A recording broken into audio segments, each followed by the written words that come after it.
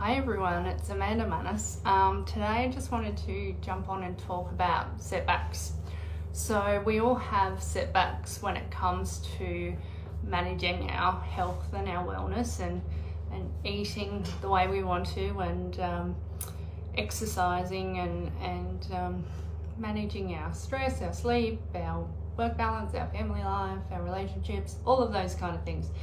So things can go wrong and sometimes it's really hard to get back on track.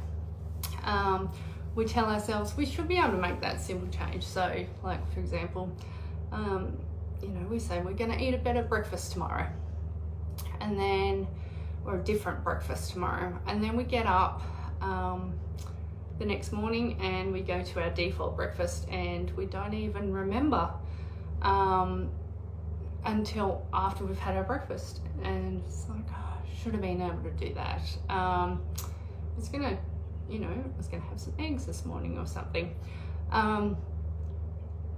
So we can beat ourselves up over these things, and we feel like we should be able to make these really, really simple changes. And when we beat ourselves up,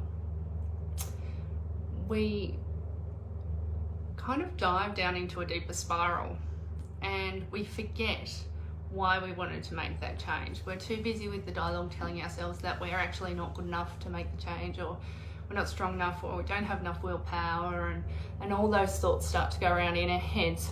So what we need to remember is that no one's perfect.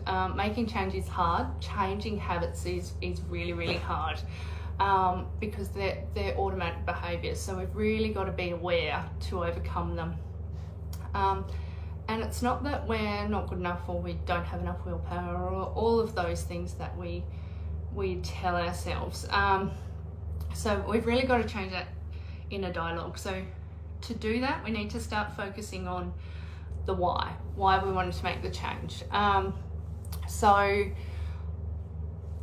for example, myself, I'm always having to pull myself out of these setbacks. I've got ankylosing spondylitis and I get flare-ups, so my back will go out or my guts will play up or something. And rather than focusing on, what caused the problem or that I didn't exercise enough or I ate something wrong or all those kind of things, really, I've got to remind myself that I really want to keep well, I want to stay strong, I want to eat right, because those things make me feel good. And when I feel good, I've got more energy. When I've got more energy, things are easier. I can, by keeping well, keeping strong, keeping flexible, all that kind of stuff, it keeps me happy.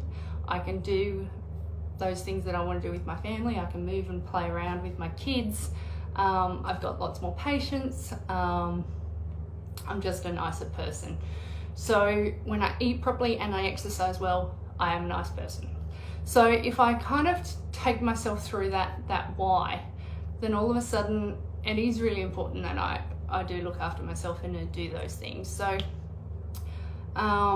so firstly, finding your why. The next thing is to look at all your options. So just because you did something one way in the past doesn't mean that it's going to work for you again. So circumstances change, bodies change over time, tolerances change over time. So if what you're doing now isn't working for you, it doesn't mean that it's that you're not good enough or whatever. It just means it's the wrong way to do it. So keep trying new ways. Make a list of all the different options that you've got, and then once you think you've got your list of all your options, write another 3 more. It's those last 3 that will really start you thinking outside the box. Once you've decided what your options are, and you're really keen on, you're really understanding your why, your reason why you want to do these things in the first place, is deciding what is your next step.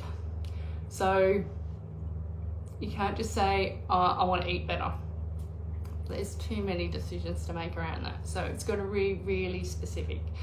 So if it's about eating better, it's what are you going to choose for your next meal? Or exactly how are you going to eat better? Is it including more fruit and veggies? Is it cutting out the snacks? Is it not having any extra foods? What is it for you? And be very specific about that, and be very specific about when you're going to start that.